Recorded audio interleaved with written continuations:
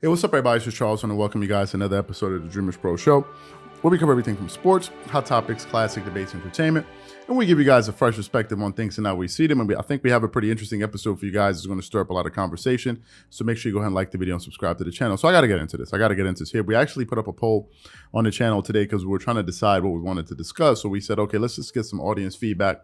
Seemed like a pretty good amount of people wanted to hear about this, so we decided to go ahead and do it. Now, it has to be said that LeBron James is without a doubt one of the 5 or 10 best players of all time, right?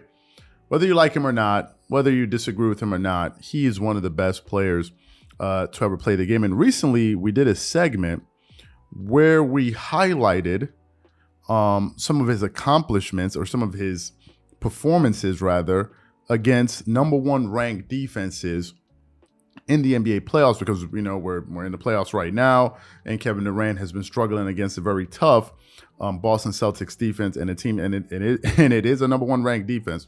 So I had to go back and really ask myself, like, wait a minute, I wonder how LeBron or maybe Kawhi and some other players would have performed against these type of defenses. And it turned out LeBron actually did very, very well, and he put up some very, very big numbers. And some of the stats that I found about him, quite frankly, surprised me. But for all of his exploits on and off the court, he is still very polarizing. LeBron James is one of the most polarizing figures in sports. And I think a majority of it is his fault, because I think a lot of the criticism that he gets, I think a lot of it he brings on himself, if I'm being totally honest with you.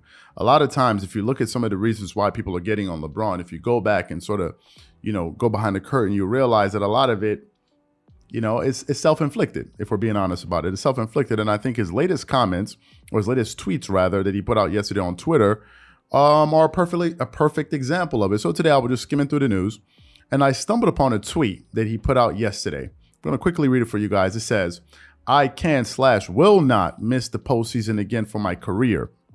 Exclamation. This bleep hurt. Okay, back to watching these games." Right?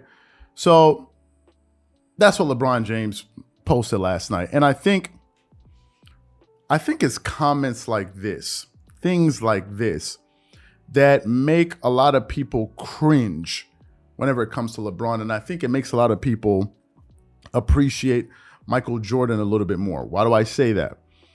I think if we take MJ, I'm not disputing the fact that Michael Jordan on the basketball court, didn't talk trash, right? Everybody talks trash when they're playing not everybody, but a good amount of people talk trash when they play basketball. I think it's just part of the game, right? But I don't just think it's about basketball. I think people do it in football. People do it in soccer. It's just part of it, right? When you have people competing with one another, it's bound to happen, right? So it's not like as if Michael Jordan was this kind of docile, quiet guy. No, when he was on the court, he talked trash. But really, when he got off the court, Jordan let his play speak for him.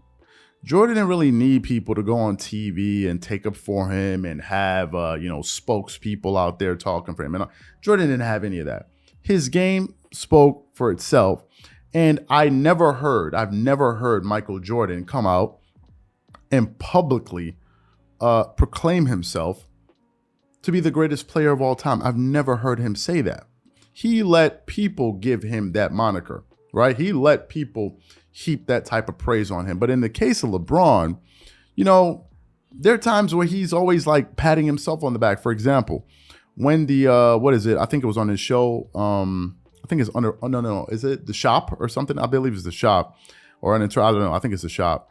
And he was on there and he said that after the Cleveland Cavaliers came back from being down 3-1 against the Golden State Warriors and beat them, he said he believed it was at that moment he became the greatest player of all time. When he said that, a lot of people cringed. I think the only people that enjoyed LeBron James saying that were LeBron James fans. But the majority of sports fans and casual watchers of the sport, when you hear that, you cringe. You're like, why do you need to say that? It sounds like you're trying to convince yourself and others, but that's just not the first case. I mean, that's not the first case where he's done that. For example, you could think of The Decision. When he decided he wanted to leave the Cleveland Cavaliers, the team that drafted him, to go play with the Miami Heat. That was a disaster. came out on TV, was saying this, I take my talents to South Beach and blah, blah, blah, blah, blah. You know, it was just, I think in the eyes of many people, it was distasteful and unnecessary. And a lot of people were angry at him for that. It was one of the reasons why that Miami Heat team, especially that first year when they were put together, when they came out and said, not 1, not 2, not 3, not 4, a lot of people were rooting against him. And when he went into when he got to the NBA Finals against the Dallas Mavericks and he underperformed, a lot of people got on him for it, right? You know, it's not like as if he's the first guy to play poorly in the finals, but because you were talking so much junk, people really wanted to see you fail because no one likes a show off, right? Or somebody that's always talking. Nobody likes that, right? So that was one instance. Then you have another instance, what is it? When he said, I'm going to be activating playoff mode, right? When he was with the LA Lakers, I think it was his first season there. And he was like, playoff mode is activated, and the Lakers didn't make it into they didn't even make it into the playoffs. Then he talked about a thunderstorm is coming, and then nothing really happened. It was nothing but some light drizzles. I'm not being funny. Literally nothing happened. And then, of course, coming into this season, when people had some questions about the roster construction of the Los Angeles Lakers. Some people were saying that they were old and, et cetera, et cetera, et cetera. LeBron James took to Twitter and he basically scolded the public. He scolded all the people that had the courage or the chutzpah to question that roster. And he basically told everybody, keep that same energy. That's what he told them, and now after the Lakers suffered the most disappointing season, I believe, in the history of, the NBA or the sport, after all of that, and it was so bad that we couldn't make it to play. And after all of that, he comes out again with this tweet talking about, I can and I will not miss the playoffs. This bleep hurts and blah, blah. It's things like this that annoy people because it makes it seem as if, and I'm just giving you guys my honest take on this. It makes it seem as if he's desperate for attention. It's like, hey, look at me. I'm here. Don't forget about me. I'm still LeBron James. I'm still here.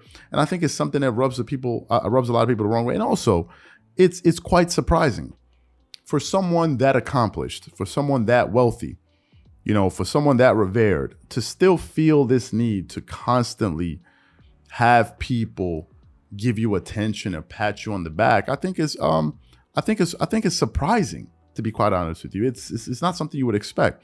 It's like a rich guy or the rich guy, who always has to tell you how rich he is and shows off. It's like, man, we get it. You're rich. But the point is, do you realize that you're rich? Because it seems as if for all the money that you have, you still feel incomplete inside. For you to always tell people, oh, I'm rich. Look at this watch. Look at this car. It makes it seem as if, like, even after having all of those things, it's still not enough. You still have to tell people about it. It's like you're overcompensating. I think, in my personal opinion, I think it shows, a tremendous amount of insecurity, and it doesn't show confidence. When you're confident, when you're sure about yourself, you don't need people to tell you. You don't need to show off about it. And I think that is the part, people appreciated about Jordan. You're not going to see Michael Jordan open up our Twitter account. It's not people who say, well, Twitter is beyond his age. No, it's not. It's not. Right? There are a lot of people on Twitter that are in their 50s. A lot of people, right? That just adapted and decided to evolve with the wave of social media. It's not like it's well, you have to know. There are a lot of people that do it. Even Shannon Sharp, I think he's above 50. He's on Twitter. So it's not like there's not an age. It's not as if you're restricted from being on social media. So you by your age. No, a lot of people do. A lot of people embrace it. A lot of business people around the world embrace it. Social media, Instagram, they embrace it. Has nothing to do with your age. I just don't see a scenario in which Jordan, would join Twitter and start talking about, I'm the GOAT and this and this and that. Like, I just don't see Jordan doing that, right? And I think, I couldn't see Jordan coming out there saying no one will ever have 100% winning percentage in the finals. Jordan's not going to do that because Jordan knows who he is, right? And everyone knows who he is. So to me, I just think sometimes when LeBron does these things, he doesn't realize that it's actually turning a lot of people off and making a lot of people who even wouldn't support Jordan support him. They're like, wait a minute, this guy's supposed to be the GOAT and he's doing all of these things. No. I think we're going to go with Jordan, right? It's just my opinion, but that's just what I think. So what I want to know from you guys is, do you agree with me? And number two, what do you think about LeBron coming out there and again making another public declaration because now going into next season, if they don't perform well, people are going to pull up these tweets. And then you're going to be saying to yourself, was this actually necessary? Whatever you guys think, please leave your thoughts and comments in the comment section. Catch you guys on the next episode. Peace.